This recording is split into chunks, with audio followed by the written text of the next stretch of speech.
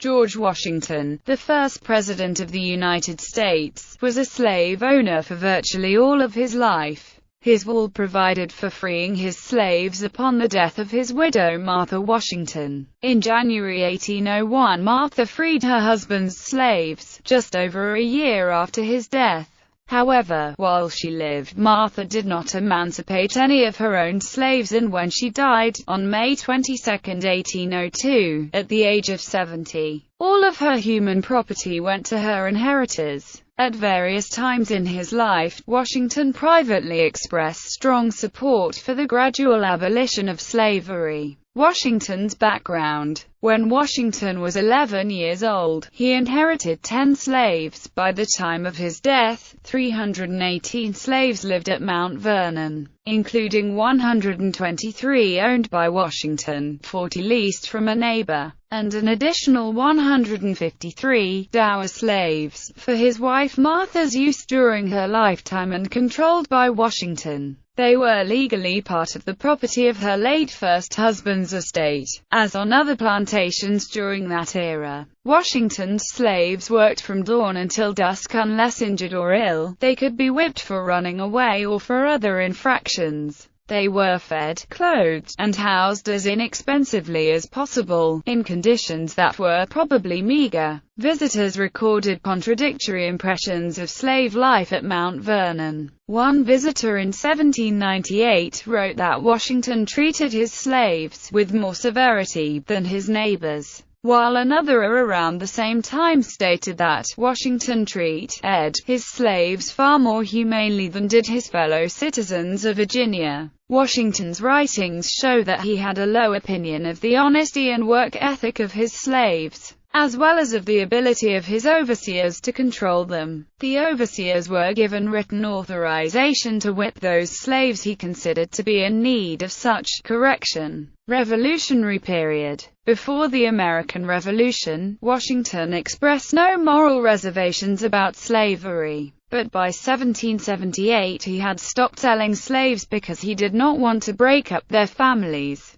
The historian Henry Winchik speculates that Washington's slave buying, particularly his participation in a raffle of 55 slaves in 1769, may have initiated a gradual reassessment of slavery. According to Winchik, his thoughts on slavery may have also been influenced by the rhetoric of the American Revolution. The example of the thousands of blacks who enlisted in the army to fight for independence, the anti-slavery sentiments of his idealistic aide John Laurens, and his knowledge of the ability of the enslaved black poet Phillis Wheatley, who in 1775 wrote a poem in his honor. Winchik also notes that in 1778, while Washington was at war, he wrote to his manager at Mount Vernon that he wished to sell his slaves and to get quit of Negroes, since maintaining a large slave population was no longer economically efficient. Washington could not legally sell his wife's dower slaves, and, because they had long intermarried with his own slaves,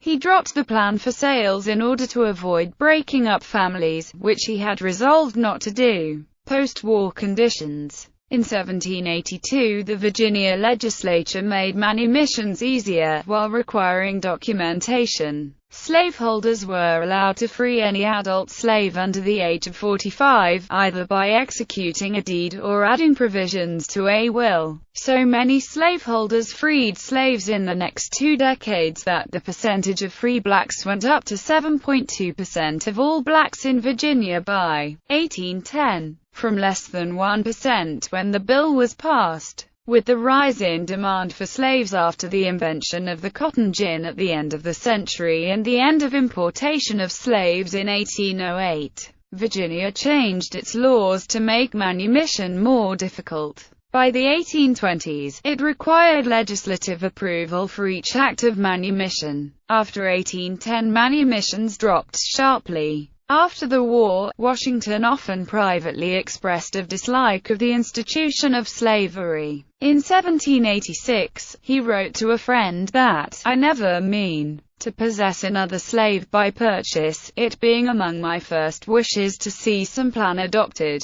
by which slavery in this country may be abolished by slow, sure and imperceptible degrees. To another friend he wrote that, "There is not a man living who wishes more sincerely than I do to see some plan adopted for the abolition of slavery." He expressed moral support for plans by his friend the Marquis de Lafayette to emancipate slaves and resettle them elsewhere, but he did not assist him in the effort.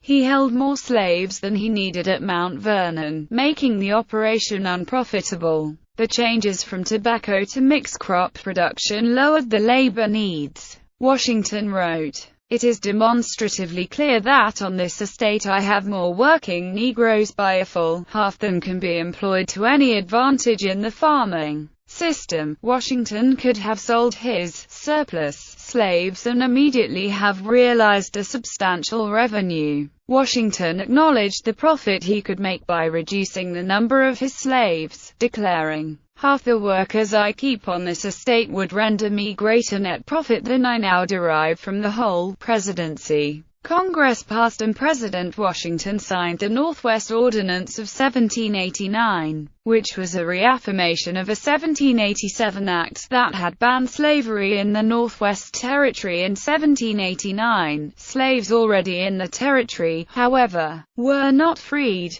In 1790, Washington signed the Naturalization Act, providing a means for foreigners to become citizens. This act limited U.S. citizenship to free white persons. At the time, these were Europeans. In later years of the 19th and 20th centuries, in tests of definitions by Asians seeking citizenship, those persons considered white were classified as Caucasian according to the terms of the time. In 1793, President Washington signed the Fugitive Slave Act. This act, which implemented the Fugitive Slave Clause in the United States Constitution, gave slave owners the right to capture fugitive slaves in any U.S. state. This act was done to allow the recapture of fugitive slaves who escaped into any safe harbors or slave sanctuaries. In 1794, Washington signed into law the first Slave Trade Act, which limited American involvement in the international slave trade. According to the historian Alfred Hunt, Washington authorized $400,000 and 1,000 weapons to be given to slave owners of the French colony of St. Domingue as emergency relief in 1793 to 1794, in order to put down a slave rebellion. The monetary relief and weapons counted as a repayment for loans granted by France to the Americans during the Revolutionary War. The slaves continued to rebel and gained independence and freedom as Haiti in 1804. From 1790 to 1800, the capital was located in Philadelphia. In 1780, Pennsylvania was the first state to abolish slavery, through a program of gradual emancipation. Slaveholders were still allowed to bring slaves into the state, but if they became residents, the slaves would become free. Like other Southern slaveholders serving in the city, Washington evaded the state's prohibition of slavery by maintaining that he was not a resident, and ensuring that neither he nor his 8 or 9 slaves stayed in the state for more than 6 months at a time. 2 of his slaves escaped in Philadelphia. Acknowledging the city's Quaker abolitionist sentiment, he gradually replaced his slaves with German indentured servants. Washington expressed other concerns over slavery's implications for the nation. In 1797, Washington is reported to have told a British guest, "I can clearly foresee that nothing but the rooting out of slavery can perpetuate the existence of our Union. By consolidating it in a common bond of principle," he told Edmund Randolph, according to Thomas Jefferson's notes, that if the country were to split over slavery, Washington had made up his mind to move and be of the Northern. Since the discovery in 2001 of the foundations of the President's House and slave quarters on Independence Mall, exhibits about slavery in the Republic were added to the nearby Liberty Bell Center, which opened in 2003. In addition, a public archaeology project was undertaken on the site in 2007, and a commemorative exhibit has been constructed at the site. The President's House in Philadelphia. Freedom and Slavery in the Making of a New Nation opened in 2010. Posthumous emancipation. Washington was the only Southern slaveholding founding father among the top 7 to emancipate his slaves after the American Revolution. Of the 7 founding fathers, the Northerners Benjamin Franklin and John Jay both owned slaves whom they freed, and Jay founded the New York Manumission Society. He had a practice of freeing slaves as adults after a period of service. In 1798, the year before New York passed its gradual emancipation law, Jay still owned 6 slaves. As Washington's slaves had intermarried with his wife's dower slaves, he included a provision in his will to free his slaves upon her death, to postpone any breakup of their families, when her dower slaves would be returned or managed by her heirs. He freed only William Lee, his longtime personal valet, outright in his will. The will called for the ex-slaves to be provided for by Washington's heirs, with the elderly ones to be clothed and fed, and the younger ones to be educated and trained at an occupation so they could support themselves. Martha Washington freed her husband's slaves within 12 months of his death and allowed them to stay at Mount Vernon if they had family members.